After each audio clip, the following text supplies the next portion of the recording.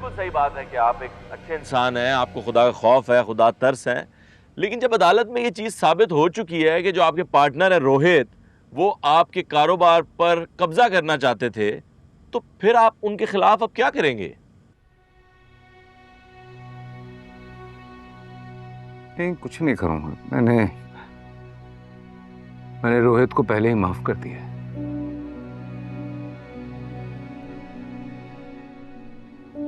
मैं बस ये चाहता हूं कि सब कुछ पहले जैसा हो जाए। आप सोच नहीं सकते हैं कि मुझ पे क्या बीती। हमारे ऑफिस के वर्कर्स, घर के मुलाजिम, रोहित, रिश्तेदार, मैं किसी का सामना नहीं कर पा रहा।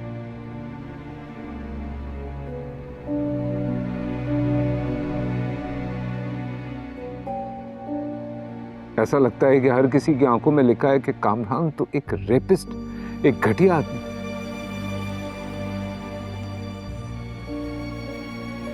ये बहुत तकलीफदेह होता है।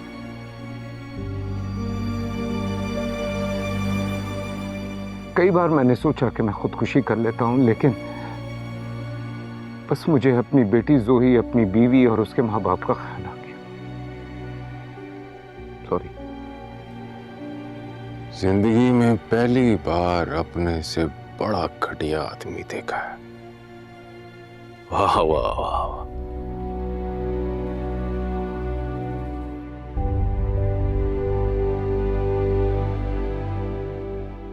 अब मुझसे बर्दाश्त नहीं हो रहा इसका ये सब झूठ। किरण,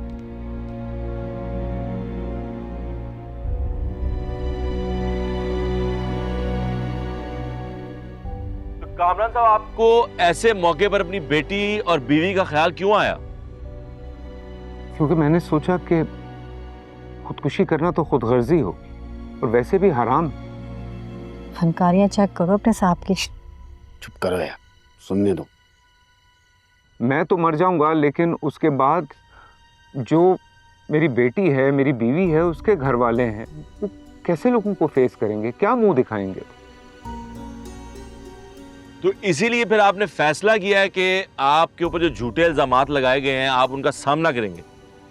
जी बिल्कुल बिल्कुल, मैंने इसीलिए ये फैसला किया कि मैं केस लड़ूंगा। शहर को हराने के लिए नहीं, बल्कि सिर्फ और सिर्फ अपना नाम साफ करने के लिए। बल्कि अगर सच पूछिए तो हर उस मर्द के लिए जो ऐसी झूठी औरतों के झूठे इल्जामात का निशाना बनते। ये क्या बकवास कर रहे हैं दोनों? बेशक बेशक कामरान साहब, लेकिन अब जो मैं आपसे सवाल पूछने जा रहा हूं, इसका जरा सोच समझ के जवाब दीजिएगा कि क्या अब भी आप मिस सहर को माफ करने के लिए तैयार हैं? जी बिल्कुल, मेरी शहर से कोई जाती दुश्मनी नहीं है।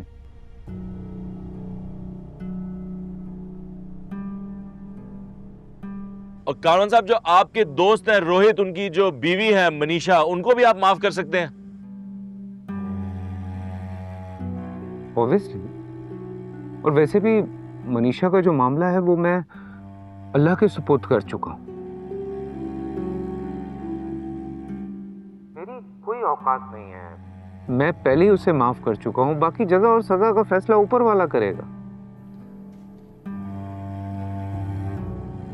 मैं तो हैरान हो गया हूं कामरान साहब आपकी बातें सुन के कि जिन लोगों ने आपके साथ इतना बुरा किया, आप उन सभी लोगों को माफ कर देंगे? जी बिल्कुल। और बस यही उम्मीद कर सकता हूं कि शहर आइंदा इस तरह किसी के जिंदगी के साथ नहीं खेलेगी।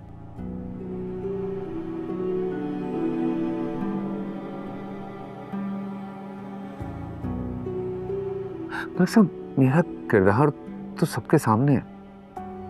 इतनी लड़कियां हमारी कंपनी में जॉब कर चुकी हैं, आज इतनी जबरदस्त पोजीशंस में हैं, अभी भी इतनी लड़कियां हमारी कंपनी में काम कर रही हैं। अगर ऐसा कुछ हो तो कहीं किसी ने कोई ना कोई शिकायत तो सुनी होगी ना।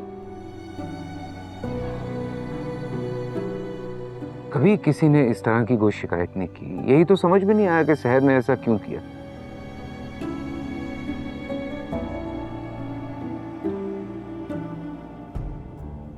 मलिक साहब, आपके चैनल के थ्रू मैं सहर को एक पैगाम देना चाहता हूं।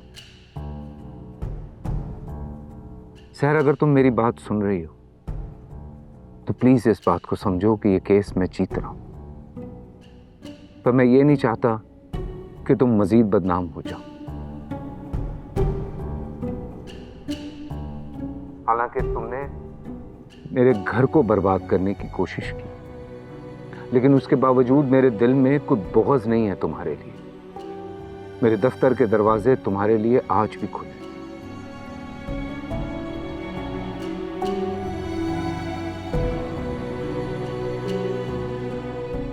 आओ, फिर से काम करो और बस एक बार दिल से माफी मांग लो, और वो भी मुझसे नहीं, उससे।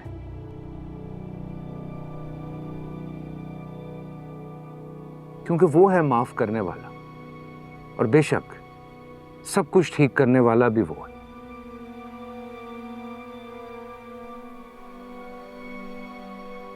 सहर, इन फंडेड एनजीओस के चक्कर में मत पड़ो। इनका काम ही होता है पैसे लेकर हमारे प्यारे पाकिस्तान को बदनाम करना, दुनिया को यह दिखाना कि यहां के मर्द कितने बुरे हैं और औरतों पे क्या क्या जुल्म ढाए जाते हैं, किस तरह से हमारे माशरे में औरतों की इज्जत उड़ाई जाती है। लेकिन ऐसा नहीं। तुमसे गलती हो गई तो क्या हुआ, हो जाती है, इंसान से होती है गलती। मगर तुम्हारी गलती का मतलब ये नहीं है कि इस मुल्क की लड़कियां गलत हैं या बुरी हैं।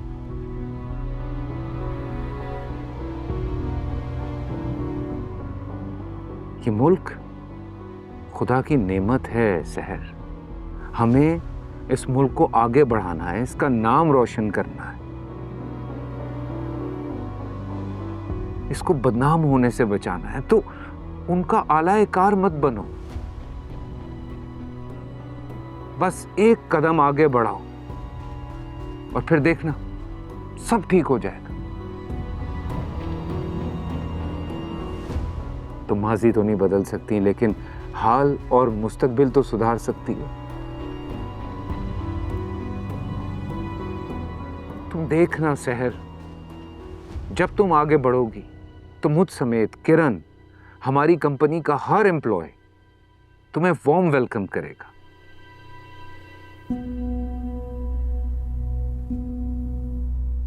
बस एक बार अपनी गलती तस्लीम कर लो और आगे बढ़ो सहर, आगे बढ़ो। बहुत बहुत शुक्रिया कामरान साहब, बहुत बहुत शुक्रिया आपका। तो नाज़रीन, आपने देखा कि हमारे माशरे के जो मर्द हैं वो कितने महान हैं।